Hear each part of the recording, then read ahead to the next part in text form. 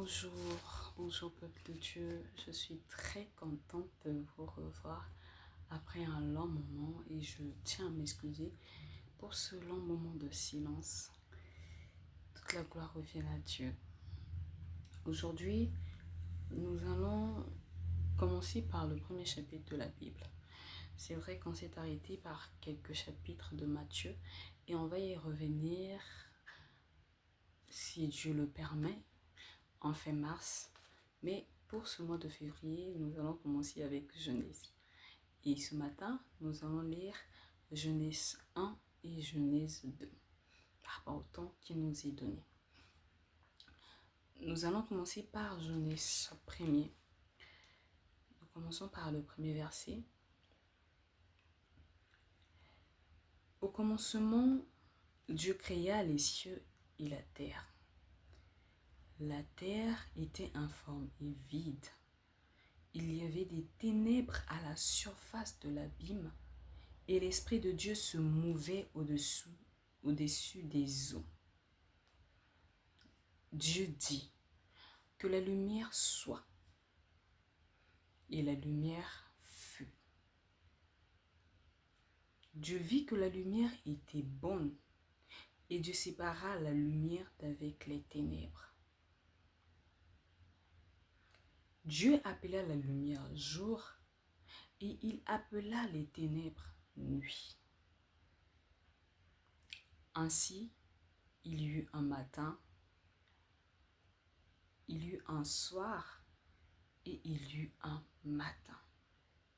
Ce fut le premier jour. Dieu dit qu'il y ait une étendue entre les eaux et qu'elle se sépare les eaux d'avec les eaux. Et Dieu fit l'étendue et il sépara les eaux qui sont au-dessous de l'étendue d'avec les eaux qui sont au-dessus de l'étendue. Et cela fut ainsi. Dieu appela l'étendue ciel. Ainsi, il y eut un soir et il y eut un matin. Ce fut le second jour. Dieu dit que les eaux qui sont au-dessous du ciel se rassemblent en un seul lieu, et que le sec paraisse. Et cela fut ainsi. Dieu appela le sec terre, et il appela la masse des eaux mer. Dieu vit que cela était bon. Puis Dieu dit que la terre produise de la verdure, de l'herbe portant de la sémence, des arbres fruitiers, donnant du fruit selon leur espèce et ayant en eux leur sémence sur la terre. Et cela fut ainsi. La terre produisit de la verdure, de l'herbe portant de la semence selon son espèce, et des arbres donnant du fruit et ayant en eux leur sémence selon leur espèce. Dieu vit que cela était bon. Ainsi, il y eut un soir et il y eut un matin. Ce fut le troisième jour. Dieu dit qu'il y ait des luminaires dans l'étendue du ciel pour séparer le jour d'avec la nuit. Que ce soit des signes pour marquer les époques, les jours et les années. Et qu'ils servent de luminaires dans l'étendue du ciel pour éclairer la terre. Et cela fut ainsi. Dieu fit les deux grands luminaires. Le plus grand luminaire pour présider au jour et le plus petit luminaire pour présider à la nuit. Il fit aussi les étoiles. Dieu les plaça dans l'étendue du ciel pour éclairer la terre. pour présider au jour et à la nuit, et pour séparer la lumière d'avec les ténèbres. Dieu vit que cela était bon.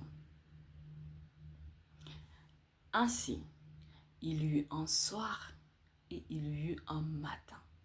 Ce fut le 4e jour. Dieu dit que les eaux produisent en abondance des animaux vivants et que des oiseaux volent sur la terre vers l'étendue du ciel. Dieu créa les grands poissons et tous les animaux vivants qui se meuvent, et que les eaux produisirent en abondance selon leur espèce. Il créa aussi tout oiseau ailé selon son espèce. Dieu vit que cela était bon. Dieu les bénit en disant: soyez féconds, multipliez et remplissez les eaux des mers, et que les oiseaux multiplient la terre. Que les oiseaux multiplient sur la terre. Ainsi, il y eut un soir et il y eut un matin. Ce fut le 5e jour. Dieu dit que la terre produise des animaux vivants selon leur espèce, du bétail, des reptiles et des animaux terrestres selon leur espèce. Et cela fut ainsi. Dieu fit les animaux de la terre selon leur espèce, le bétail selon son espèce, et tous les reptiles de la terre selon leur espèce. Dieu vit que cela était bon. Puis Dieu dit: faisons l'homme à notre image, selon notre ressemblance, et qu'il domine sur les poissons de la mer, sur les oiseaux du ciel, sur le bétail, sur toute la terre et sur tous les reptiles qui rampent sur la terre. Dieu créa l'homme à son image. Il le créa à l'image de Dieu. Il créa l'homme et la femme. Dieu les bénit et Dieu leur dit: soyez féconds, multipliez, remplissez la terre et l'assujettissez, et dominez sur les poissons de la mer, sur les oiseaux du ciel et sur tout animal qui se meut sur la terre. Et Dieu dit: voici, je vous donne tout herbe portant de la semence et qui est à la surface de toute la terre, et tout arbre ayant en lui du fruit d'arbre et portant de la semence. Ce sera votre nourriture. Et à tout animal de la terre, à tout oiseau du ciel et à tout ce qui se meut sur la terre et en soi un souffle de vie, je donne toute herbe verte pour nourriture. Et cela fut ainsi. Dieu vit tout ce qu'il avait fait, et voici, cela était très bon. Ainsi, il y eut un soir et il y eut un matin. Ce fut le 6e jour. Genèse chapitre 2. Ainsi furent achevés les cieux et la terre et toute leur armée. Dieu acheva au 7e jour son œuvre qu'il avait faite. Et il se reposa au 7e jour de toute son œuvre qu'il avait faite. Dieu bénit le 7e jour et il le sanctifia parce qu'en ce jour, il se reposa de toute son œuvre qu'il avait créée en la faisant. Voici les origines des cieux et de la terre quand ils furent créés.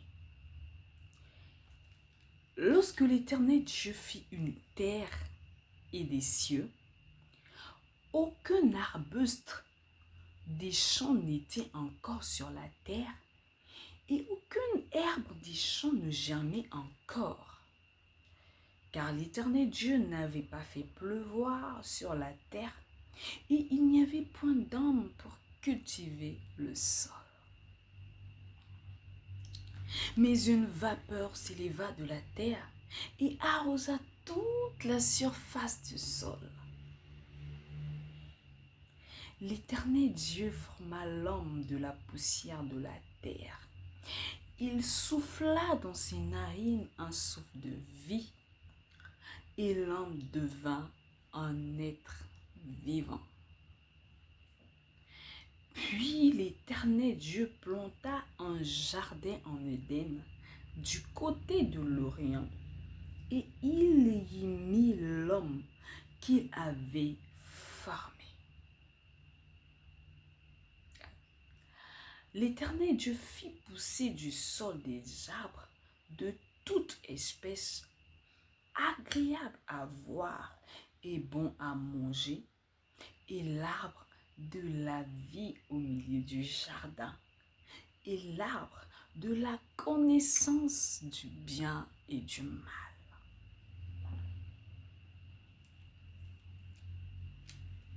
Un fleuve sortait d'Éden pour arroser le jardin. Et de là, il se divisait en 4 bras. Le nom du premier est Pishon.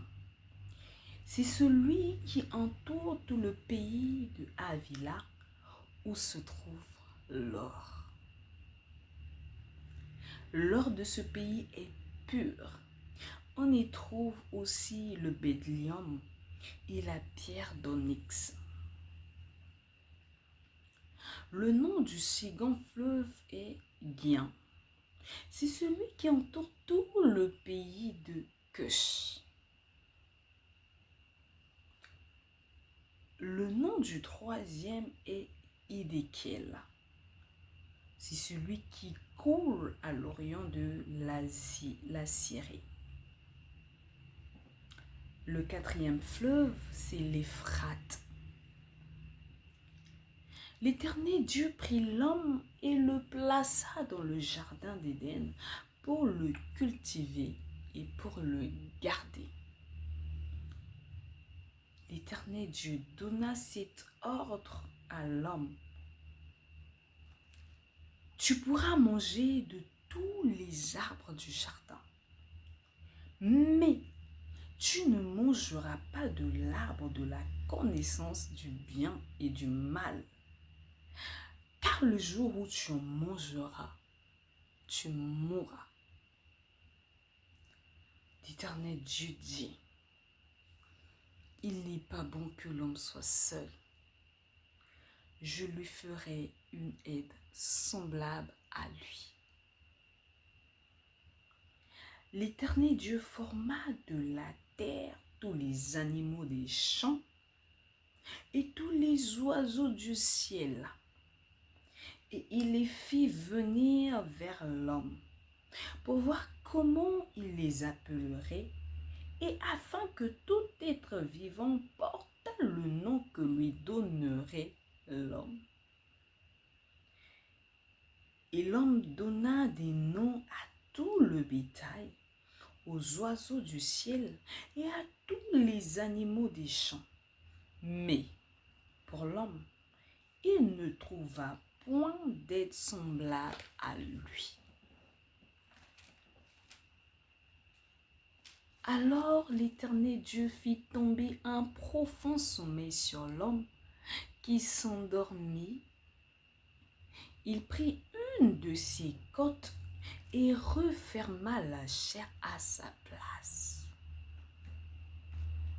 L'Éternel Dieu forma une femme de la côte qu'il avait prise de l'homme et il l'emmena vers l'homme. Et l'homme dit, voici cette fois celle qui est os de mes os et chair de ma chair. On l'appellera femme parce qu'elle a été prise de l'homme. C'est pourquoi l'homme quittera son père et sa mère et s'attachera à sa femme et ils deviendront une seule chair. L'homme et sa femme étaient tous deux nus et ils n'en avaient point honte. Amen. Amen. Nous venons là de lire 2 chapitres. Le chapitre 1er et le chapitre 2 de Genèse qu'on appelle le début, le commencement.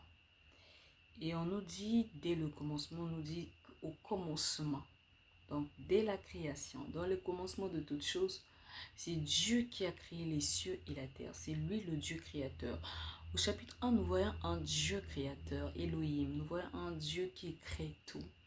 Qui crée toutes choses qui existent que l'homme ne peut plus créer. Et au second chapitre, nous voyons un Dieu qui façonne un homme de la poussière de la terre, qui façonne des animaux de la poussière de la terre. Nous voyons un Dieu qui arrose une terre où il n'y avait absolument rien. Lorsque nous lisons, nous voyons que les étapes de la création ont été bien ordonnées, bien structurées, ont suivi la logique. Parce que Dieu savait qu'il ne pouvait pas créer un homme sans pourtant y mettre des conditions possibles pour que cet homme y vive. Il a commencé tout d'abord par enlever, dissiper les ténèbres. Bien que l'Esprit de Dieu se mouvait, mais l'Esprit de Dieu ne pouvait pas s'asseoir, ne pouvait pas être là parce qu'il y avait les ténèbres. Il ne pouvait que se mouvoir. Il n'y avait que le mouvement de l'Esprit, mais il ne pouvait pas vraiment habiter sur la terre parce qu'elle était informe. La terre n'avait pas de vie. La terre ne contenait absolument rien. Il fallait lui donner une forme. Il fallait aussi mettre de la lumière. Et lorsqu'on met de la lumière, nous savons qu'on ne peut pas travailler dans le noir. Il nous faut de la lumière pour pouvoir structurer les choses, pour pouvoir clarifier les choses et pour pouvoir bien travailler. Dans ce que Dieu a fait, les conditions que Dieu a mis en place pour que l'homme puisse bien vivre, c'était en tout premier lieu de pouvoir donner une forme à la terre et de pouvoir mettre des emplacements à la terre afin que la terre ne puisse être vide, mais que l'homme qui ressemble à Dieu puisse y vivre, puisse faire, c'est-à-dire que montrer à l'image et à la ressemblance de Dieu, du royaume des cieux, la représentation de Dieu sur la terre. Et quand on lit, on nous dit que Dieu a créé, il a dit que la lumière soit. À toute fois que Dieu disait quelque chose, la chose se faisait. Lorsqu'il donne la parole, il dit la parole, la chose se fait. Aussitôt, la chose se fait. Et de là, j'aimerais dire à quelqu'un qu'il faudrait toujours garder de la foi. Lorsque Dieu dit qu'il fera la chose, il le fera. La Bible nous rappelle que aucune de ces paroles, lorsqu'il l'a prononcée, tant que ces paroles ne se sont pas encore accomplies, ne peuvent retourner à lui. Ces paroles doivent toujours s'accomplir avant de pouvoir revenir à lui. Donc, si Dieu t'a promis quelque chose, il faudrait avoir confiance, avoir une foi et te dire que si cette parole ne s'est pas encore accomplie, si je ne l'ai pas encore vue, je ne l'ai pas encore vu, ce qui voudrait dire que ce n'est pas encore retourné à Dieu et cela n'a pas encore été accompli. En nous montrant Habakkuk, on nous dit que Habakkuk se tenait sur la tour. Il dit, il attendait que la parole s'accomplisse. Elle s'accomplira. Elle s'accomplira certainement. Parce qu'il n'est pas un homme pour mentir, ni un fils de l'homme pour se repentir. Et nous voyons les étapes de la création. En premier lieu, Dieu a créé la lumière. En deuxième lieu, il a commencé par séparer les étendues. Quand il a commencé par séparer, à mettre des luminaires, le plus grand luminaire pour présider au jour que nous voyons le soleil, la matinée, le deuxième, le plus petit, c'était pour présider la nuit. Parce qu'au milieu même de la nuit, il savait que l'homme avait besoin de se déplacer. Au temps où il n'y avait pas d'électricité, il y avait la lune, les étoiles qui éclairaient. Il savait que l'homme avait besoin de se déplacer. Il savait que l'homme avait besoin de dormir. Il savait que l'homme avait besoin de se reposer au milieu de la nuit. Et ce bon Dieu en a fait. Et lorsqu'il a fini de mettre des lumières, de mettre des emplacements, ce qu'il faut pour la terre, il a commencé, il a dit la parole à ce qu'il y ait des arbres. Il a dit que la terre produise de la verdure, de l'herbe portant de la semence noire. Il a dit à ce qu'il y ait des arbres, qu'il y ait ce qui permettra de nourriture. Parce qu'à la fin, il dit que tout arbre, ce sera votre nourriture. Il en a placé.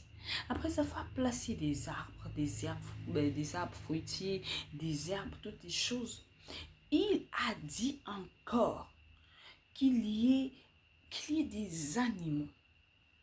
C'est vrai qu'il y a des eaux qui produisent en abondance des animaux vivants. Qu'il y ait des animaux, des poissons, des oiseaux. Toutes les conditions possibles.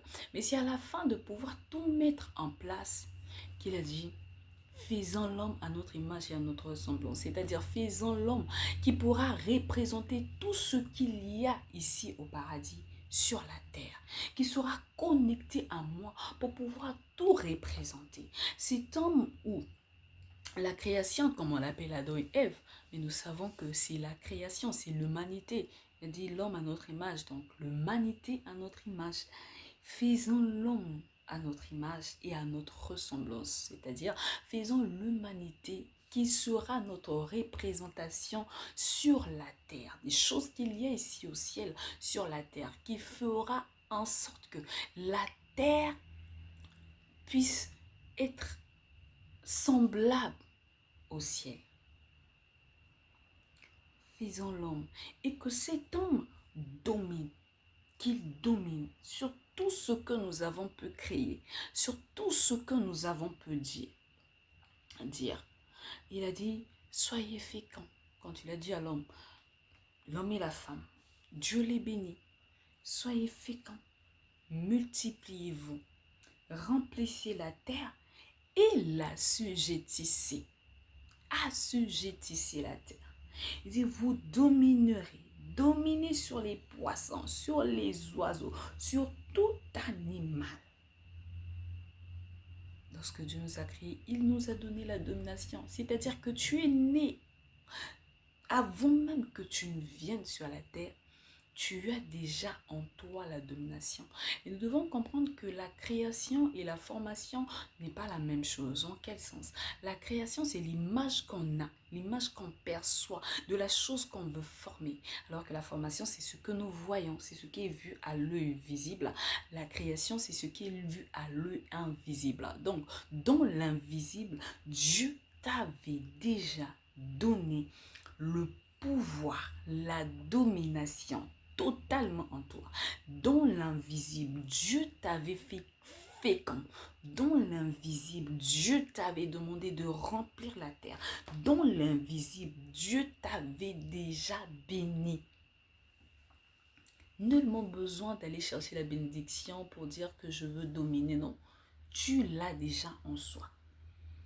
Et lorsque nous voyons au verset 2, on nous dit que au 7e jour, Dieu se reposa. Oui. Et c'est ce que Dieu veut de nous. Lorsque Dieu s'est reposé au 7e jour, il a tout donné à l'homme. Il a voulu également que l'homme puisse se reposer dans son repos. Puisse être dans son repos. Et c'est exactement ce que Dieu veut de nous en ce moment.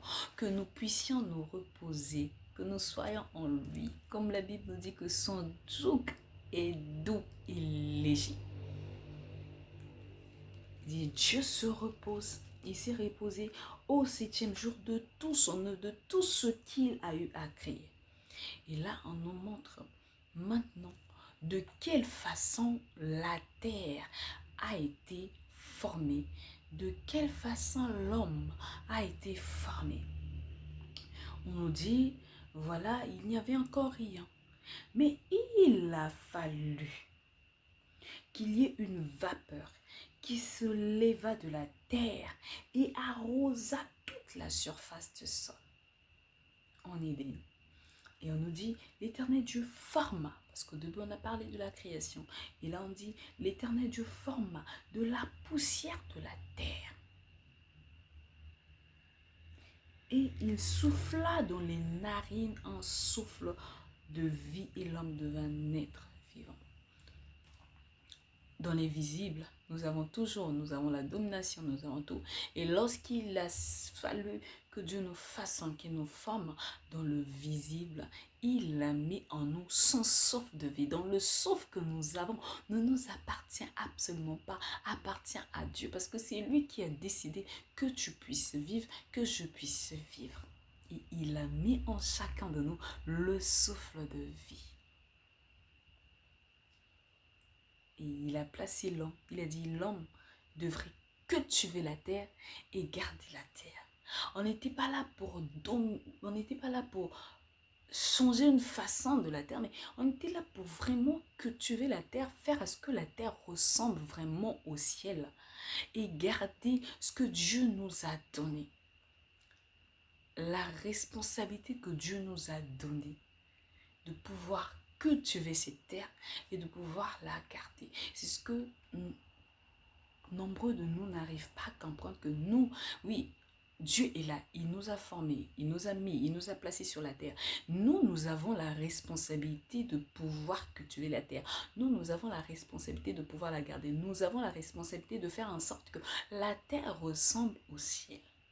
C'est de notre responsabilité de pouvoir le faire. Et après, l'homme a commencé à vivre. Et Dieu lui a même donné cette responsabilité de pouvoir donner les noms aux animaux. Il a dit non, je ne le ferai pas. Il y a un homme qui est déjà à mon image et à ma ressemblance et qui a déjà une domination sur tout. Alors pour cela, c'est à lui de donner les noms à tout animal qui se meut sur la terre. À la fin, il dit, mais l'homme ne peut pas être seul. Je vais lui donner je lui ferai une aide semblable à lui, une aide qui sera comme lui, qui aura la corpulence, qui aura la domination, qui également pourra l'aider dans tous les tâches, une aide semblable à lui. Une aide, quand on va, on sentira que voilà, ça c'est la chair de ma chair, comme Adore dit. La chair de ma chair, l'os de mes os, la chair de ma chair. Une aide semblable à lui, de pouvoir gérer, pour pouvoir gérer tout ce que j'ai pu donner à l'homme, tout ce que j'ai pu donner pour qu'ensemble, qu'il puisse cultiver la terre, pour qu'ensemble, qu'il puisse garder la terre, pour qu'ensemble, qu'il puisse faire à ce que la terre soit une représentation, que je pourrais abuser des mots, parfaite du ciel. Mais toutefois, ils ne doivent pas manger de l'arbre de la connaissance du bien et du mal et de l'arbre de la vie. Pourquoi? Parce qu'avant de prendre une décision quelconque, il fallait toujours aller consulter Dieu. Si Dieu n'avait pas permis de pousser, d'attirer à Adam les animaux pour qu'il leur donne les noms, Adam n'aurait pas donné des noms. Et si Adam avait donné des noms aux animaux sans la permission de Dieu, ce serait également manger du fruit de l'arbre de la connaissance du bien et du mal. Et ce que Dieu ne voulait pas, c'est que nous puissions dépendre de nous-mêmes. Dieu a toujours voulu que nous puissions dépendre de lui et non de nous-mêmes.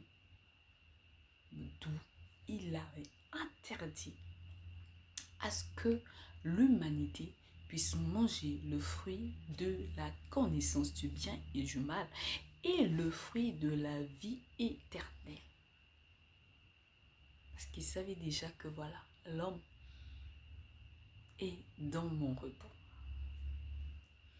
Et lorsqu'il a vu que l'homme avait besoin d'une aide semblable à lui-même, il fit tomber un profond sommeil à l'homme pour créer, former la femme. Ça reste un mystère.